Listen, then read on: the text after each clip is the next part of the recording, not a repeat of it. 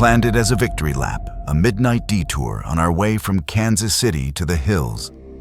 6 friends, 6 foolish reasons. Maya, the planner; Ethan, the skeptic; Lila, with the camera; Jordan, the gearhead; Priya, the med student; and Ben, who kept his music loud enough to drown his thoughts. Locals had a name for the abandoned span outside Whitlow, Missouri. They just called it the Iron Bridge, as if that were warning enough.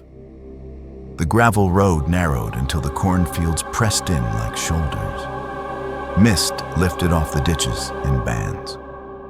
When we reached the barricade, the bridge showed itself a rib cage of rust arcing over a slow black river. The official sign was gone. In its place, a plywood square announced "Do Not Cross," and under it, a row of hand-painted dates: 1974, 1979, 1989.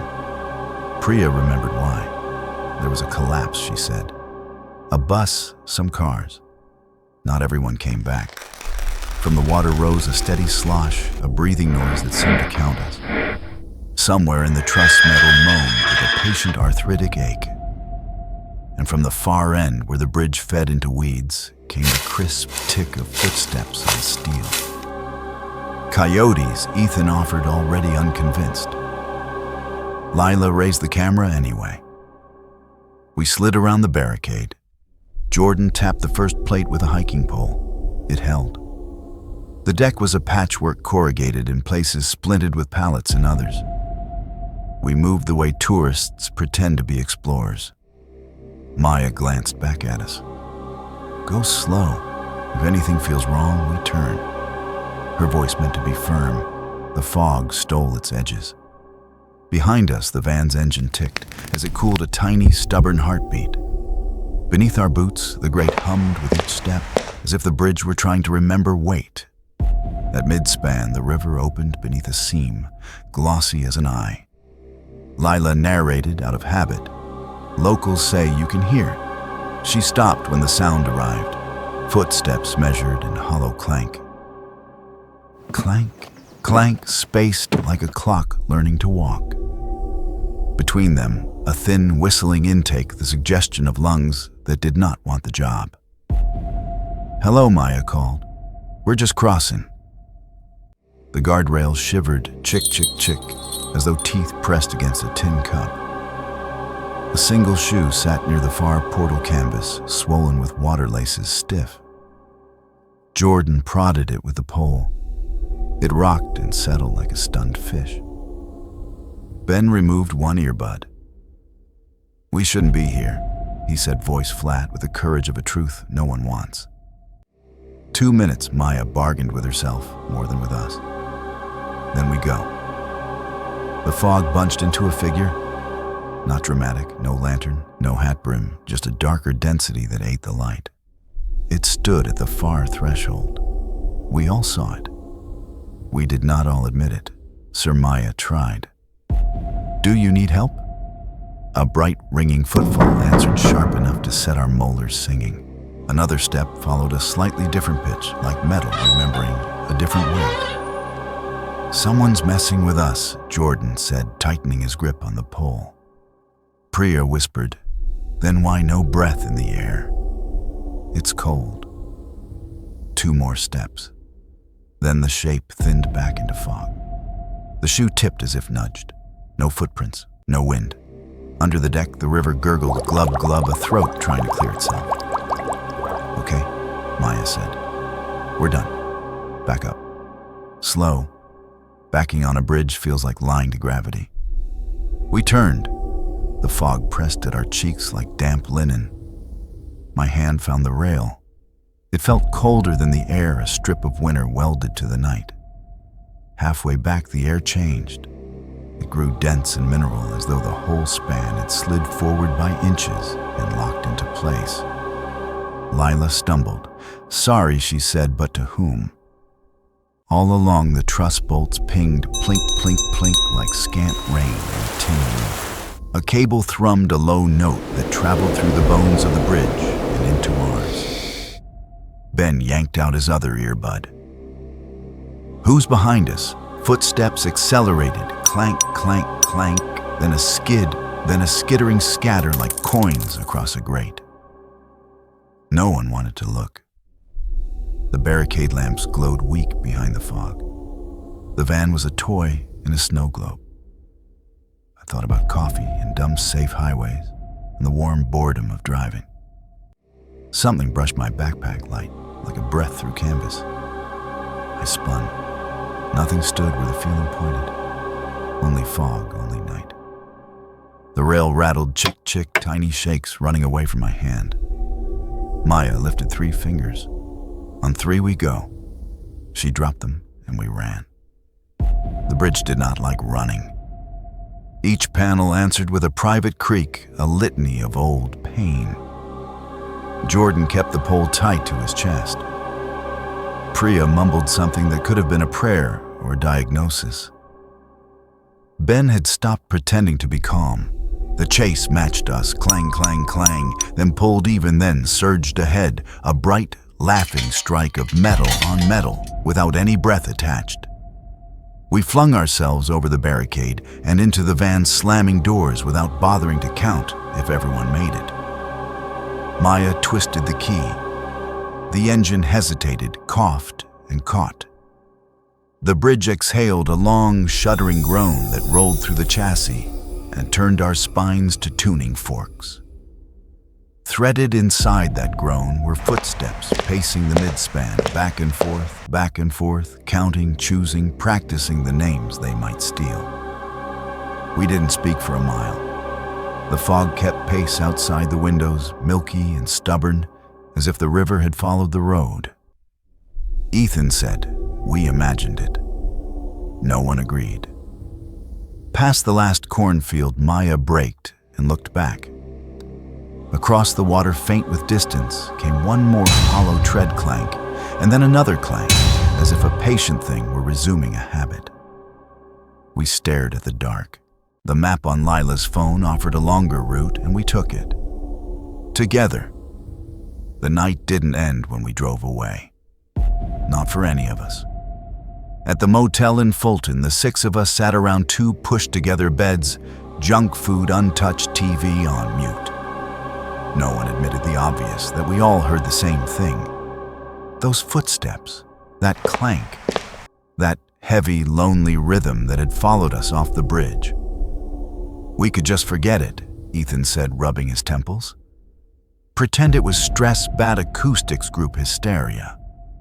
Group hysteria doesn't leave a shoe on the bridge, Lila snapped.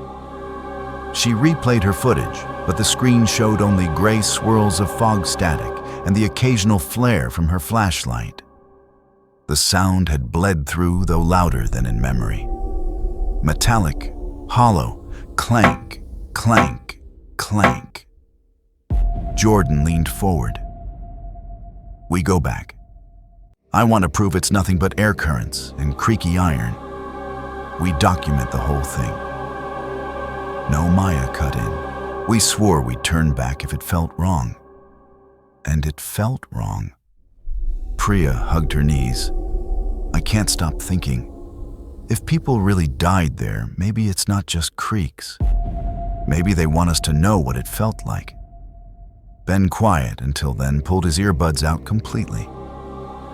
I heard something whisper my name.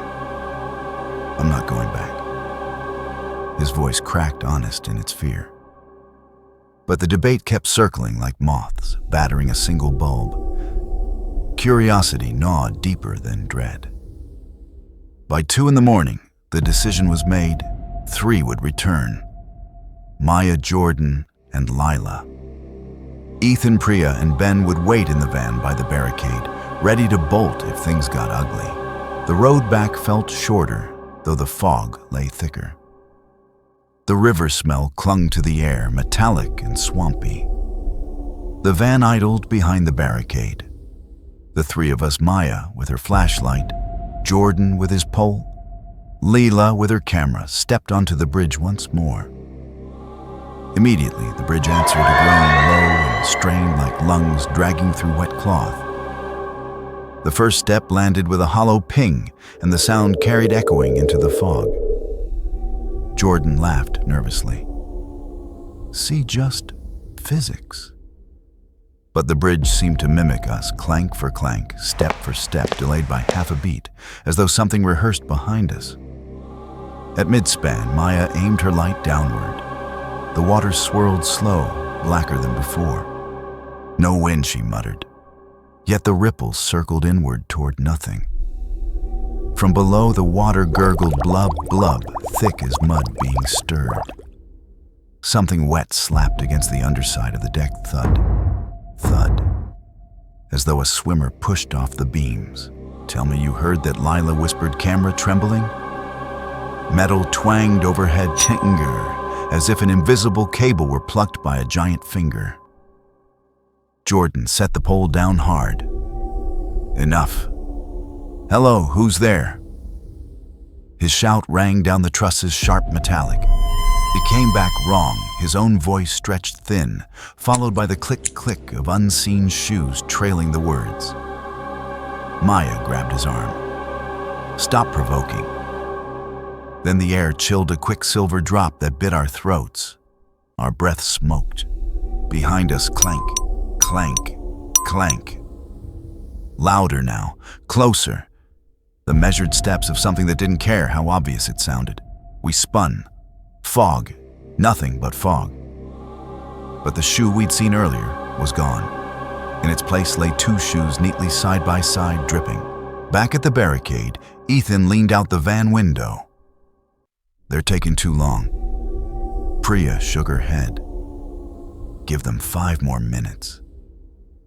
Then came the sound through the fog, a violent scrape of metal, long and screaming like nails break down a chalkboard made of iron. The van shuddered, though no one touched it. Ben clamped his hands to his ears. They shouldn't have gone. Out on the bridge, the scrape ended in a sharp snap, like a rope pulled taut and breaking bone. Then silence. Too heavy. Too full. Ethan turned the ignition. We're leaving. Now. But Priya grabbed his wrist. If we leave, they'll never come back. The bridge answered for her footsteps, pounding, clang, clang, clang, fast, desperate, sprinting toward the barricade. Headlights caught them, Maya and Jordan, running full tilt, eyes wide with terror. No sign of Lila. They threw themselves over the barrier. Jordan's face was cut, streaked with rust. Maya's flashlight dangled by its strap, broken. Where's Lila? Priya cried. Maya gasped. She was right behind. From the bridge came one last step, clank, and then a splash, deep and final, echoing under the fog. The river swallowed its secret. The van sat idling, headlights piercing only a pale wall of fog. Maya and Jordan clung to each other, both trembling, eyes wild. Lila was gone. The silence after her name was unbearable, a vacuum filled with only the thrum of the idling engine. Ethan gripped the wheel so tight his knuckles paled. She's not coming back. We have to leave now. Maya's voice cracked, brittle as glass. We don't leave her. She fell. We can pull her out. From the river came a muffled gurgle, blub, blub, like bubbles surfacing and popping into the fog. The sound stretched into a wet laugh, as if water itself had learned to mock. Priya shook her head. That wasn't a fall. It was something took her. Her voice broke, but the words were certain. Jordan leaned against the van, holding his ribs. I felt hands, cold hands. They shoved her. And when I tried to grab her, the railing, it was moving like it wanted her gone. The bridge groaned again, loud and metallic, a wail song of rust and sorrow. From within that groan pulsed a rhythmic clang, clank, clank, clank, like footsteps pacing, waiting, taunting. Ben whispered, I told you. They know our names. Despite Ethan's protest, they edged closer to the barricade, flashlights slicing into the mist. Maya called out, Leela. Her cry vanished into the white. An answering splash rose violent spraying mist onto the steel. Then came a hollow tapping tuk against the underside of the bridge, like knuckles begging to be let in. Priya gasped. She's under there. Jordan leaned over the side. The water was black, unbroken except there. A pale shape beneath the surface. A hand, a face. It swirled and retreated. The river burbled louder, glub, glub, glub, like a pot boiling over where the current lay still. Something unseen knocked against the pilings. Thud, thud, thud. Then came the scream. Not from above, not from the bank, but from below, the water muffled, stretched, desperate. Lila's voice. Help me. Maya leaned so far over Jordan had to grab her. Tears streaked her face. She's alive, we can't just... The scream cut off with a gurgle swallowed. The water churned, slapping the iron beams with wet, sloshing applause. Priya clutched Maya's shoulders. If you go down there, you won't come back up. Then what we just drive away? Maya spat the words like poison. A sudden metallic snap answered her, ker-chang, as a cable twitched, rattling through the truss. Chains clinked somewhere overhead, chick, chick, chick, as if something heavy were being lifted in the fog. The group froze. From the mist above, a dangling shape slowly revealed itself. It was Lila's camera swinging by its strap from a cable. Water poured from it in streams. The lens faced them, recording nothing. Jordan cursed, stepping back. That's not her. That's bait. The camera clattered click, click, as the strap twisted metal, squealing as if in protest. Maya screamed Lila's name again, but this time the fog itself seemed to answer. Dozens of footsteps erupted across the bridge, clank, clank, clank, racing, overlapping too many to belong to any living crowd. Some fast, some dragging, some impossibly heavy, all converging. Ethan gunned the engine. We're leaving, right now. But Maya yanked the door open and refused to get in, not without her. Priya's voice cracked. Look at the bridge. She's gone.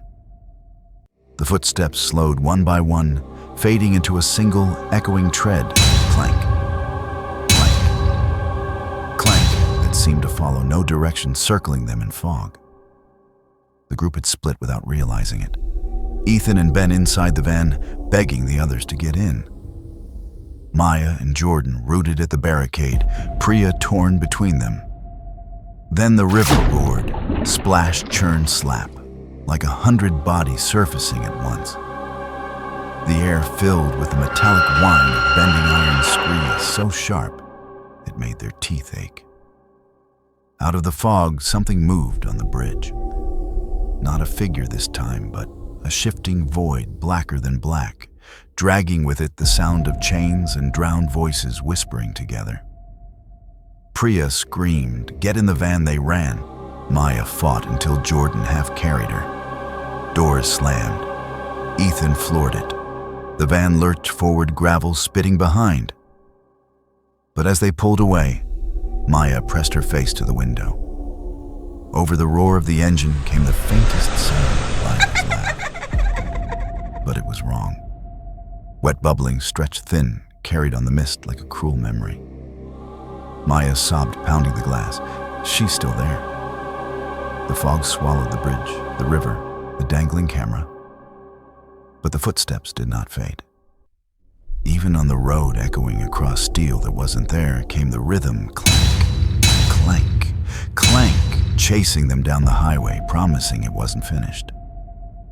The road wound deeper into Missouri's back country, yet the fog clung, stubbornly trailing them like smoke that refused to disperse. No one spoke for a long time. The van rattled over potholes, its beams stabbing through nothingness. Maya's voice broke first. She laughed. You heard it? She laughed. Ethan shook his head, his jaw locked. That wasn't her. That thing was mocking us. From somewhere behind, faint but clear, came a hollow echo clank. Clank, Footsteps without a body. They seemed to pace just beyond the rear doors, keeping rhythm with the van's wheels. Jordan slammed his fist on the dashboard. We should have tied a rope something. We left her. His voice was hoarse with guilt. Priya whispered, if we tried to stay longer, it would have taken us all. A sudden metallic screech slid along the side of the van like claws dragging across steel. Everyone flinched. Ethan swerved, but the road was empty. Ben curled into himself, rocking. It knows. It won't stop until we pay. They reached a gas station at the edge of a ghost town, one of those places where the windows were boarded, but the lights still buzzed faintly inside. Ethan pulled over, breathing hard. We regroup. We think rationally. But Maya bolted out, slamming the door. She staggered toward the pumps, tears streaking her face. We're not safe anywhere. Don't you feel it following us? As if in answer, the pump handles clattered click, click, click, knocking against metal. The overhead sign buzzed louder, then cut out, plunging the lot into silence. Priya froze. It's here. Then came the sound of water dripping plip. Plip, plip, though the asphalt was bone dry. It echoed like a leaky faucet in a tomb. Jordan yanked Maya back toward the van. We stayed together, but Ben had already slipped away toward the restroom building. His footsteps echoed hollow in the empty night. When the door creaked open, eek, it was followed by a slam bang that reverberated too loud for such a small shack. Ben. Ethan shouted, running after him. Inside the restroom reeked of mold and wet earth. The sinks were bone-dry mirrors, cracked. Ethan swept his flashlight across the stalls. Empty. Then he saw them, a pair of wet shoes placed neatly side by side in front of the last stall. From above the stall came the sound of creaking metal, eek, eek, like a rope under strain. Then a snap twang and a body dropping. Ethan kicked the door open. Nothing. Only the shoes. But the mirror behind him fogged over, though the air was cold. Words scrawled across it in dripping letters. One more. He staggered outside, pale as death. He's gone. Ben's gone. Maya shook her head violently. No, he can't be. Not like Lila. The air filled with footsteps, again dozens this time. Clank, clank, clank, surrounding the station, circling like wolves. Jordan brandished the pole, spinning. Show yourself. In response, the sound shifted to a gallop. Clang, clang, clang, clang, metallic hooves pounding closer, shaking the ground. Headlights flared in the fog. An old truck, ghostly headlights glowing without beams, barreled toward them. Move, Priya screamed. They dove aside as the phantom truck roared past, vanishing into mist. The engines growled into silence, leaving only the faint sound of wheels rolling on the gravel. The group huddled, shivering. Maya's face twisted in rage. If we run, it'll just take us one by one. We have to end it. Ethan stared at her. End it? How do you end something that already drowned? Jordan gritted his teeth. We go back. We face it on its bridge. Priya clutched her cross necklace. That's suicide. From far away, faint but cruel, came Lila's voice again. Help me. Help! Followed by gurgling laughter that rattled like broken glass in a throat. Maya stepped forward. If we don't, none of us leave Missouri alive. The others looked at one another. The footsteps grew louder again, patient circling, closing in. Clank, clank, clank. And so they agreed they would return to the bridge before dawn. The sky was paling toward dawn when they returned. The river still lay beneath its skin of fog, black and unbroken, the bridge arching like a scar across it. The barricade looked smaller now, fragile against the weight of what waited. Maya stepped down first, her face hollow with determination. Jordan followed with his steel pole knuckles white. Priya clutched her necklace, whispering prayers. Ethan slammed the van door harder than necessary, muttering, "This is suicide." The moment their feet touched gravel, the bridge answered, clank, clank, clank, the metallic footfalls already pacing eager. Cables hummed, thumb, like a tuning fork struck by invisible hands. They crossed the barricade together. The fog thickened as if inhaled. Halfway across the deck shifted beneath them. A long groan of metal grrrk rippled through the trusses. The sound vibrated their teeth of their bones. From below came the thick gurgle of water glub glub, like a throat clearing itself to speak. "Stay calm," Maya whispered. But the bridge had no patience for calm. The first attack came quick. Jordan, striding ahead, yelped as something jerked his neck back. Chains rattled chick, chick, chick as an iron cable whipped free, wrapping tight around his throat. His feet-kicked body hoisted upward. Jordan Maya lunged, but Priya dragged her back. "Don't touch it." The cable creaked yik as though savoring the weight. Jordan's scream cut short, strangled, then snap. The cable flung him outward. A splash followed, sploosh, followed by the river's satisfied gulp. Only 3 remained. Ethan shook face pale. "We have to run." But footsteps erupted, clank, clank, clank, clank, charging toward them from both directions at once. The deck rattled beneath phantom weight. Something slammed Priya's legs from under her. She shrieked as her shin bent the wrong way. The crunch echoed crack, sharp as a gunshot. She was dragged backward, nails clawing at the metal. Maya grabbed for her. Priya's hand slipped through hers icy cold. The sound of splintering bone crunch mingled with Priya's fading scream. Then came the wet drag shulk as invisible hands hauled her into the mist. Silence swallowed her. 2 left. Maya and Ethan staggered forward, sobbing desperate. The railings rattled click, click, click like skeletal fingers drumming in applause.